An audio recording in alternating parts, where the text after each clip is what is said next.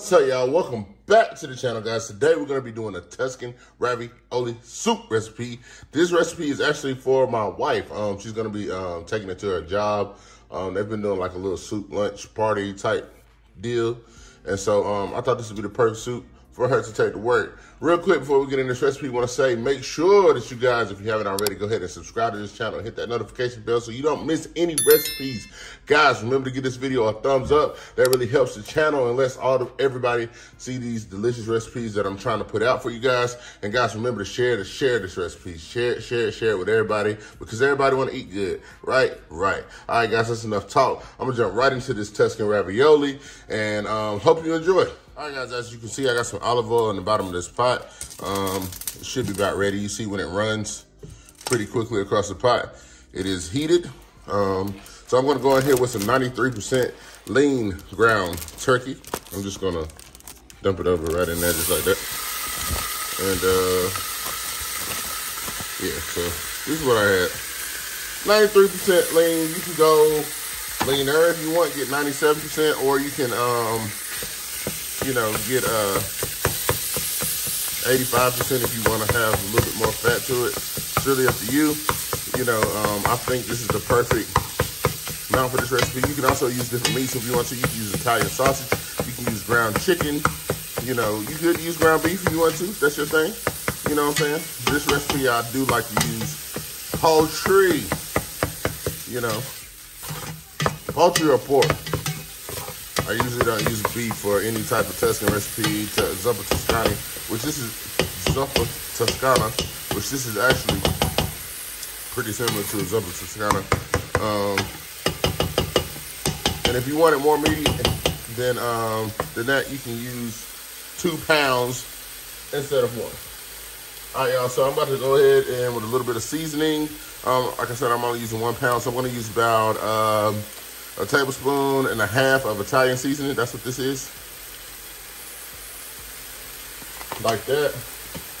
Gonna go in with a little bit of ground cumin. Probably want to use about, I'm going to use probably about a teaspoon of this. Teaspoon of ground cumin. And probably, I got some hot slap your mama. This is optional. If y'all know me, this is one of my go-tos. I just can't help it, you know. It's just red pepper. It just, you know, helps wake it up. Got a little bit of salt in it. So you have to be careful if you want to make sure you don't get too salty because you still have to add salt to balance out your recipes when you have other ingredients going in. All right, so I probably use about 2 teaspoons of that. And so just continue. I'm just going to continue. None of this fat is coming out of here. None of the olive oil, anything that comes from the turkey, because the turkey is already lean. So any fat that comes from it, once it cooks, is going to be pretty negligible. You feel me? All right, so you just want to brown that up. I got a big pot right here, so this little pound of meat right here is just spreading around the pot, making it easy to break up. And I kind of got my eye on a medium to high heat.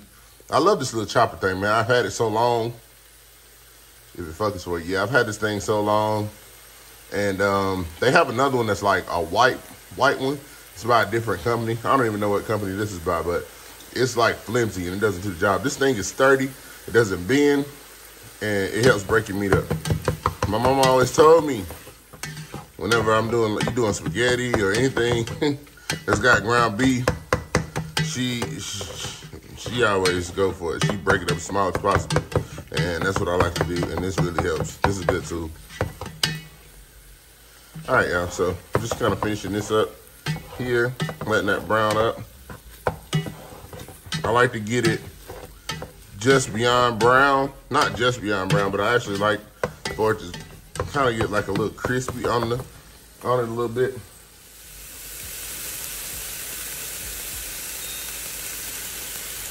All right, y'all, so I had the heat on medium high. Now I'm turning it up just a little bit because I kind of want the ground turkey to crisp up, so to speak. Get the pan a little drier. Like I said, it's lean, so there's not going to be much in the way of fat down there, but it's enough. And just any water that came from it is going to evaporate out of there. That's gonna allow this turkey to kind of like crisp up. That's gonna help later with flavor whenever it goes into the soup and it simmers for a while. That'll help really build. That'll help really build the flavor, you know what I'm saying? All right, y'all, I'm back. So, I don't know if you can tell. Let me see.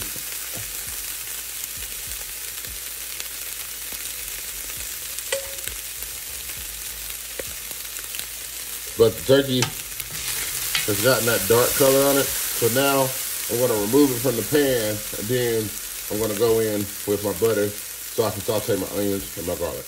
All right, y'all. So I've removed my ground turkey from the pot, and I'm about to go in with about 4 tablespoons or half a stick of butter.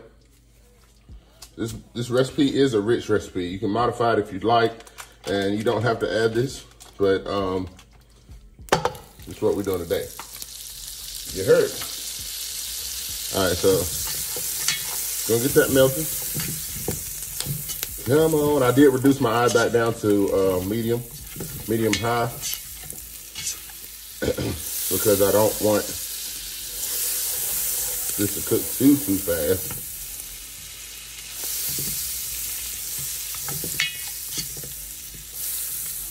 I'm actually gonna switch out my spoon because this is a cheap one and it likes to melt if it gets too hot. So, boom. There we go.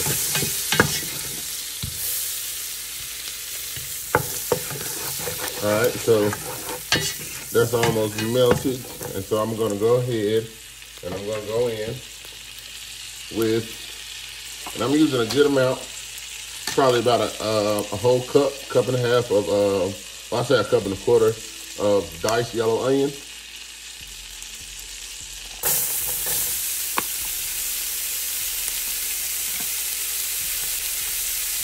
Today, didn't feel like it, so I bought these already diced. If you usually your local grocery store, Walmart, anybody like that, you can find a lot of the veggies already cut up, just depending on what you want. But you know, usually I will dice because I do like to have them as fresh as possible. But not today. You want to make sure you get these nice and brown. Toward the end of browning these, we're gonna add in our minced garlic. You don't want to ever add the garlic too early whenever you're browning, because if you're trying to get the onions darker or any other veggies darker, and you add the garlic at the same time, the garlic has a tendency to burn, especially if you're on a medium to high or high heat. Your garlic might burn on you, and that's never a good thing. You're gonna taste it all throughout the recipe, so it's gonna be no good. Once the garlic burns, it's no good. If you use it, you're gonna taste it. You're gonna taste it. You're gonna taste burnt. You're gonna taste black. That's what I like to say. It just tastes black. That's the burnt garlic that you decided to, you know. So just wait until you're almost done browning your veggies. In this case, we just have onions, and then add the garlic and brown it along with it. I do like to use fresh garlic, but I cannot lie and say that this garlic right here, come on, baby, you got it. There's several different brands, but they all look the same. Minced garlic that comes in a jar like this is be your best friend. Now you can get it in water or its own natural garlicky juices, or it comes in olive oil. So you need to pay attention, because I don't hardly ever buy it in olive oil. Not intentionally. And yes, I do have on a glove on my right hand today. That's because I cut my finger the other day, and so I want to protect my cut. Also, I don't want anybody to be exposed to anything off of me.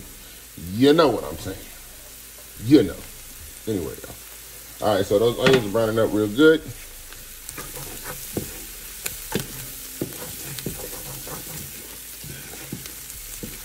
Gonna take them a couple more minutes, and then I'm gonna come right back. Okay, guys, so my diced yellow onion is looking how I want it. All right, so it's time to go in with our garlic.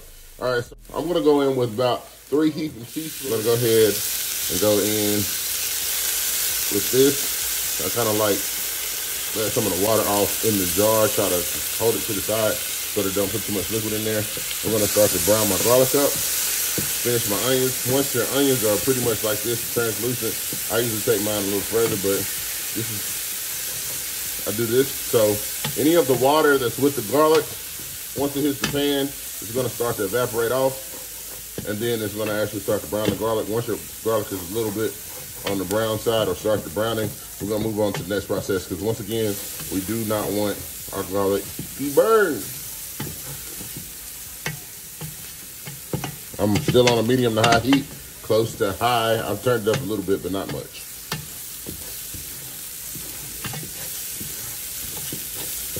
All right, y'all, so that's doing its thing right there. So what I'm gonna do next is, you see this? This is Better Than Bouillon. This is the, let me take this label off so you can see. This is the roasted chicken base that I'm gonna use next. They have other brands that are just chicken base. It's kind of like bouillon cubes or whatever. It basically is gonna help you make chicken broth. I like this better than just the bottle of chicken broth or any chicken bouillon cubes. It's less salty, but definitely more flavorful. So I'm gonna go in with about 2 big old spoonfuls. This is probably about 2 big tablespoons of the roasted chicken base.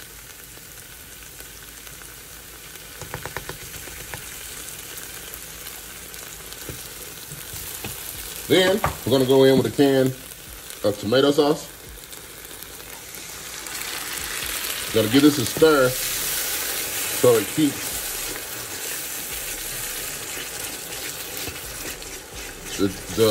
not only the garlic. I'm gonna give this a stir so it keeps not only the garlic from burning, but it's also gonna keep that chicken base from starting to burn, because if it goes onto a hot surface by itself, if it's too hot, it will start to burn and clump up, and that's not what you want. All right, so I'm giving that a big stir. I did use the no salt added tomato sauce. Usually you're gonna see that in a lot of my recipes, I get no salt or low sodium ingredients that come in cans or whatever, because you want to be able to control the taste throughout your recipe. And if you buy everything that's full of sodium or just the regular sodium, sometimes it can make your recipe too salty and you won't have a chance to balance it out on your own. So with that being said, this is what I use. All right, guys, I'm gonna go in with this is 8 cups of water, guys.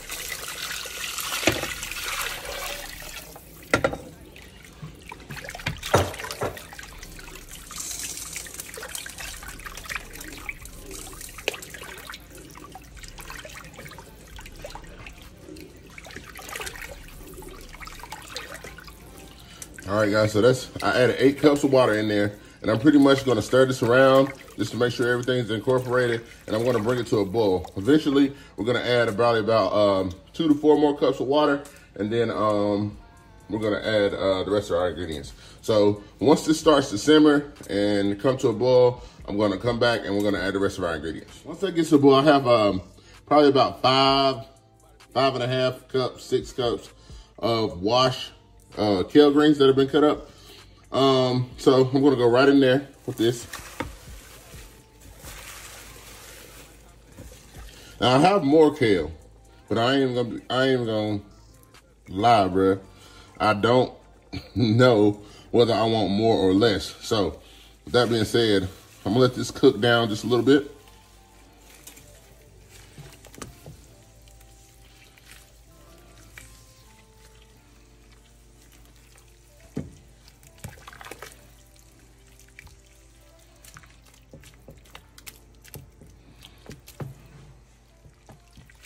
All right, guys. So I'm gonna add probably about 3 to 4 more cups of water to this, because I do want it to remain a soup. And then what I'm gonna do is I'm gonna cover the greens up, let them cook down for about 20 minutes or so, just so they start to get tender, because I do not like, you see, I only left like some of the thinner stems in there.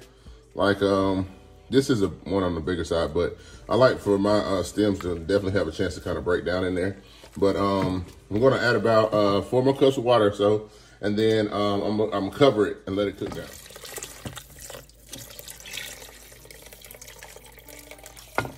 All right, so that's that. All right, guys, so like I said, at this point, you don't want it to be at a rapid boil, especially with the top off, because you're gonna start to, it's gonna start to reduce down, and you don't want it to reduce for so much. You still have ingredients that you need to add to this. Guys, remember, I added 3 big tablespoons of that chicken base. That chicken base is super concentrated. So just know that when I'm adding the water, that it's not watering it down, because I use a considerable amount of that chicken base. This is almost the whole jar, and it's super concentrated. So whenever I add the water, I'm just adding more just to just not to thin it out, but because it actually needs it. And so I just wanted to bring that to a boil. With this big pot, I just didn't want to add a whole 12 cups of water at one time. So I'm gonna cover this up. I'm gonna let it cook down and get tender, and then we're gonna come back and we're gonna finish this delicious, delicious ravioli soup off. Okay, y'all, it's been going pretty hard for probably about 20-30 minutes now. The kale has started to cook down and get nice and tender. All right, so it's time to finish off the recipe. I apologize because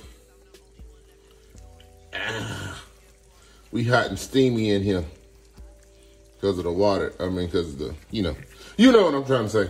All right, so now I'm going to start to add things back to this soup.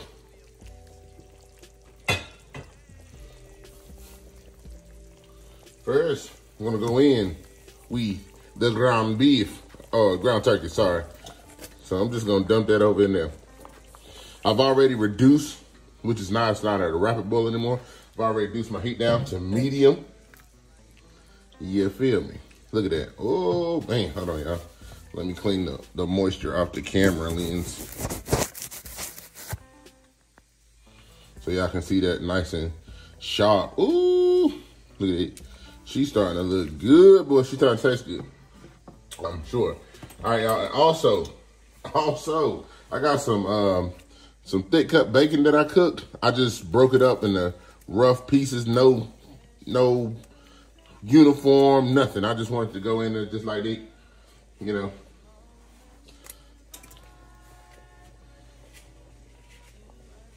Bump it.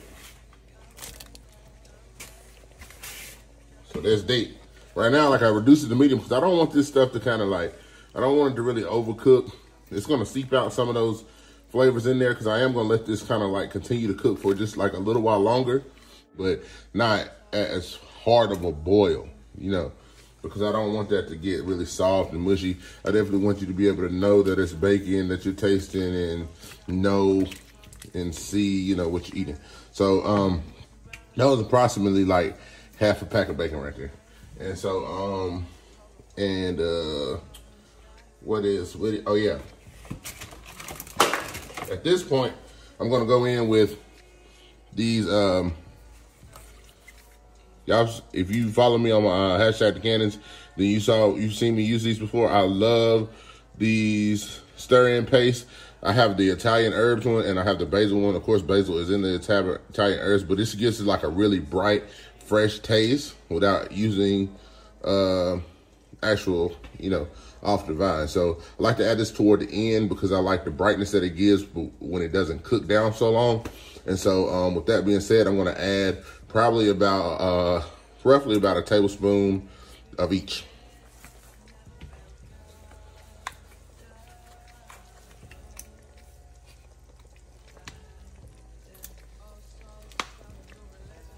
That's the Italian herbs. And I usually add, like I said, the basil is in the Italian herbs, but I usually add a little bit more of it because I really like the flavor of basil and I like what it gives to the soup by itself. So I like for it to stand out a little bit more than the oregano and the other Italian seasonings. So that's that. Just gonna give this a quick stir, start to get that incorporated in there.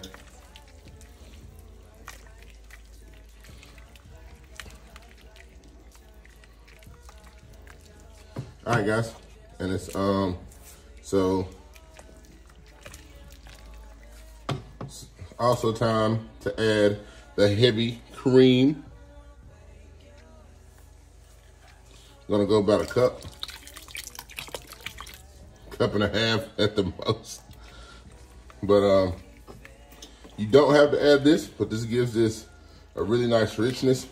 I kind of like to go ahead and add my turkey back and my bacon in that order before I season, because I'm getting ready to season, but by the time I get ready to add my salt or whatever, I can go ahead and taste. So at this point, I'm gonna stir this around.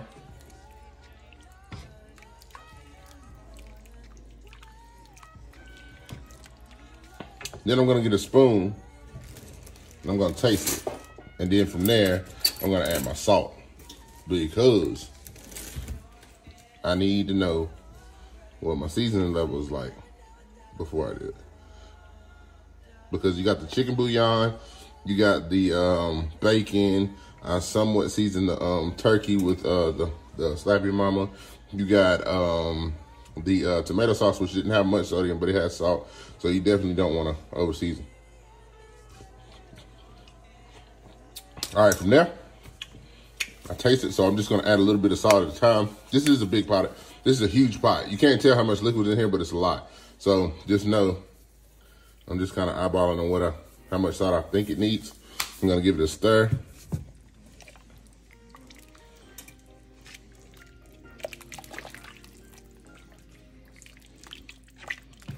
Let me get a new spoon, because like I said, I'm not making this for me, so I don't want to double dip.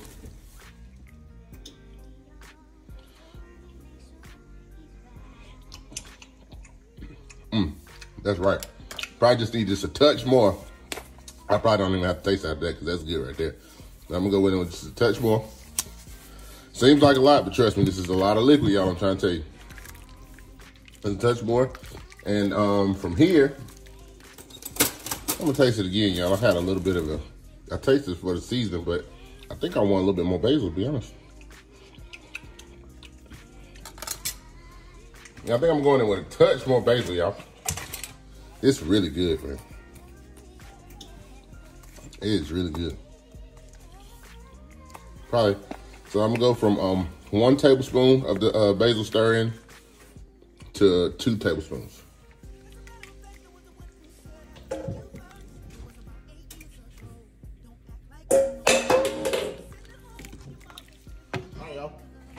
So we've done all that. It's time to add the final ingredient. Now, for the ravioli, this is the ravioli brand that I bought. It is the Rana brand. I've used this before. I've also used their tortellini. It's really good. These do not have to cook long, which is why I reduced my pot to medium. The pot is still very hot. I'm gonna just put these in there, and I'm gonna probably bring it up to a boil, just a really quick boil, and I'm gonna remove it from the heat. Because if you let these boil too long, it only takes 3 minutes. You see it on the bag? No more than 5. If you let them boil, especially a rapid boil, do not let them go on a rapid boil, because what's gonna happen is, these are the mozzarella cheese. This dough is gonna pop open, and all your cheese is gonna seep out in the pot. Now, if you want that, that's fine, you know, but it's just something to keep in mind. So you don't really want them to go that long. I'm gonna cover this up for probably about 3 minutes. I'm gonna increase the heat a little bit, but I don't wanna turn it up to high, because like I said, I don't want a rapid rolling boil. I'm gonna cover it. I'm gonna turn it up until it starts to, you know, boil a little bit more. Then I'm gonna add the ravioli, because I really, really, really don't want them to break apart too much. Remember, this is not for me. You know, myself, I could, you know, as long as it tastes good. But this is going to my wife's job, so, you know, I don't want them to be like, yeah, you know. It ain't even about that, you know, I just want them, you know, to her to make a good impression. So that's what it is. We'll be back in 2 minutes. All right, y'all, we back. So this is about what I want. A little light boil, nothing major. And then I want to add in the ravioli.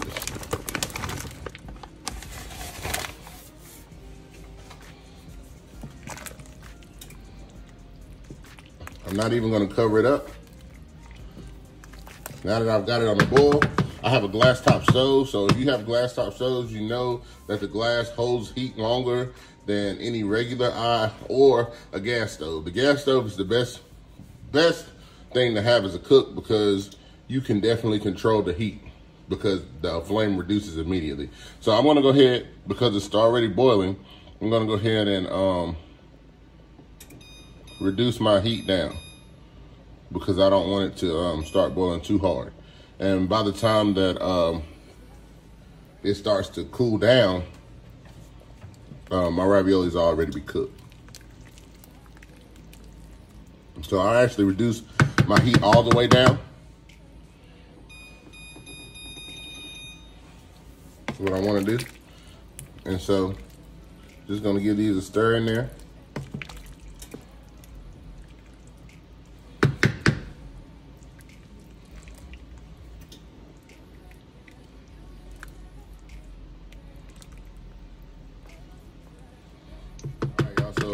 This is a soup, so this is the consistency I want. You can have it thicker, but trust me, this is full of flavor, but this is a soup. Guys, this is a ravioli soup. If you want it thicker, you can use more cream. You can actually use less water, but remember, you have to use less bouillon too, or it's just gonna be really intense on the chicken flavor and maybe a little salty, so you just have to be careful there. But, cause I know some people really do, no matter what soup they're eating, they don't like thin soups, but this isn't necessarily thin. The heavy cream definitely gives you the richness that you need in here, and you know, with the mozzarella cheese and everything, is definitely on the, it's going to be on the richer side, so you don't have to worry about that. So as of now, I'm sure my ravioli are about cooked. This is why, I don't know if you can see it. I picked this one up. There's a lip. You see? That's the dough that was pressed together. If you let these go on a rapid boil for too long, that'll split right open. And you'll just have overcooked pasta. It's already pretty much cooked. You're just heating them through. All right, guys, so this is the finished product, guys. It is looking absolutely delicious. This will be my portion that I am saving for me because I cooked it. I ain't hungry right now, but it's gonna be waiting for me later on, y'all. Look at that delicious kale, the bacon, the ravioli, the onions, you can see everything. And that's what you want, guys. And trust me, I taste this a delicious flavor, guys. If you have any questions, please don't hesitate to drop a comment down below. You know, ask me, you know, I don't always do recipes, so there's a good chance that I might be leaving something out that I didn't tell you that you may have saw me do. So don't hesitate to, you know, just let me know, and I'll definitely answer to the best of my ability. I want to thank you guys for watching this video. If you haven't already, please, guys, make sure you subscribe. Subscribe, share this video, share all these recipes out, because we like to eat good. We like to eat good around here. We're going to see y'all on the next episode. We love you so much. Thank you for joining us. Peace. I want to look. Ooh. I'm going to win. You're going to be like Kevin. Stop. You're going to drop that soup. Oh, thank you. Mm-hmm. Oh. Sorry. Trapping like the narco. Got dope like Pablo. Cut dope like Pablo. Shot trees with the Draco. On the north got Diego. Say hasta luego. We'll be in rapping kilo.